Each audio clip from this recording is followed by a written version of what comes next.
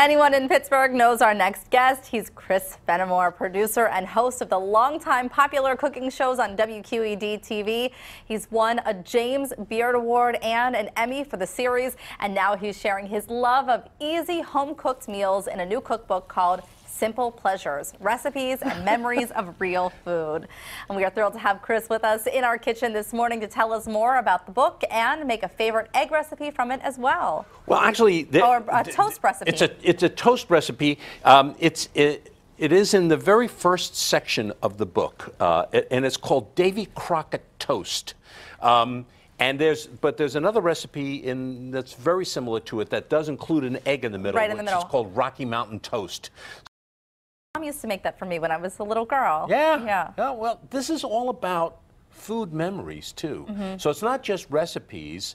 When you see the book, what you'll find is that every recipe has a beautiful photograph. I saw that. Laura Petrilla just did an amazing job of taking photos of this food, real food, not styled or nothing like that. It was like, that's a cucumber apple salad with Stilton cheese sprinkled on the top. It's a delicious salad. This is the Firehouse coffee cake. Looks good. This is like a quiz for me. Chris, can you name these recipes? And some gnocchi. Did I say that right? Those are gnocchi with basil pesto on Lovely. it. But it's, and this, oh boy, talk about a beautiful photograph. Look at this. This is pastina with imbrodo, which just means in sauce. And that is a tortilla or like a potato egg frittata, as we would call it in my tradition, but this is one of Daniel's recipes. This is the Sunday sauce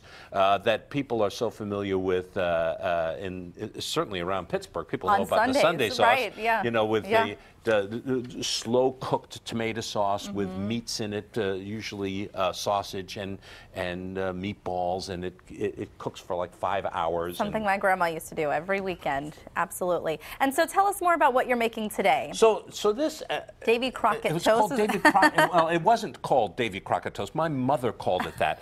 Davy Crockett happened to be one of those popular characters. It was a Disney made a movie about Davy Crockett, and I was fascinated with Davy Crockett. We all had coonskin caps, and we ran around thinking we were going to face a bear down and all of this.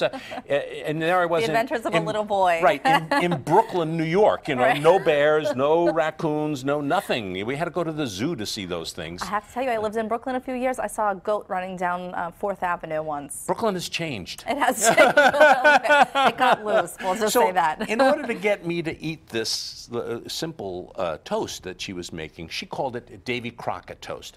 And the method couldn't be simpler. And you saw I just pulled some toast out of the pan that was heavily buttered. And then another way to get you to eat it, right? Right. And then the next step was to put way too much powdered sugar on it. And tell me why you wouldn't eat this before it was called Davy Crockett Toast. Actually, I was one of those fussy eaters. I'm obviously not a fussy eater now, you know, but I was as a kid. Right. And I think they were at that point actually trying to fatten me up. So Mom would make me different things, and the memories of my food are so strong, so vivid, and they were so life-changing for me that I wanted to make sure I got some of that into this cookbook. So there's a picture of every dish in the book. There's a story about every recipe in this book, how it affected our lives or where it came from. A lot of it is from our mothers and grandmothers. Right. My co-host, co-author here, Daniel Aguera, has wonderful stories from his background in northern Spain. Mine is as an Italian kid in Brooklyn. Oh, there it is. There's the toast right there. And then there's the recipe. So there's 3 parts to every one of these entries in here. And the very first section is called bread and such. And the first recipe is for this bread that I made for us to make on this.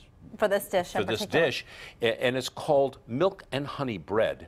And the milk and honey bread is just a sort of a rich, homemade bread, but there is nothing like the taste Talk about a simple pleasure fresh. of a fresh piece of baked bread, and it doesn't come from a store and whatever. Right. It's totally different from store-bought bread. Well, I am sorry if you already said this, but you have little side notes on some of these pages where you kind of put in those little stories about your memory, you know, and even with this recipe in particular about your mom and naming it and how it came to be. Exactly. That's exactly what we wanted to include in here, so that there's it triggers, I hope, in the readers memories from their own childhoods, Right. their own simple pleasures that they grew up with, and by the way, it's all real food, and that's important to us. To get away from this idea of having to have crazy ingredients. I talk about Or expensive products. emulsified palm fronds or something like that, and little dots of flavor on that. No, there's nothing intimidating at all about these recipes. No. All of these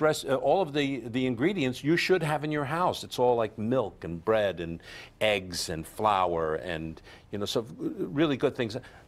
There's how to make chicken stock in here, and then all the recipes that you can make with that chicken stock. So fantastic stuff. It's thought all the way through. I wanted you to have a taste of this. Yes, I didn't know if you hand that over. We actually have to go to break now, but I'm going to taste this. Probably eat a couple pieces if we can. You could just eat it by hand, just like that. So it's toast. I'm not gonna put too much on, but it's toast. It actually feels like childhood. I'm not gonna lie to you, Chris. I feel like I'm 7 now.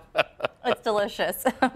Thank you. Well, you can meet Chris Fennimore and see his new cookbook at 2 book signings coming up this Saturday, December 2nd at Penn Mac in the Strip District from 10 until 1. And then at Barnes & Noble's bookstore in Homestead at the waterfront. That's Friday night, December 8th from 7 until 9.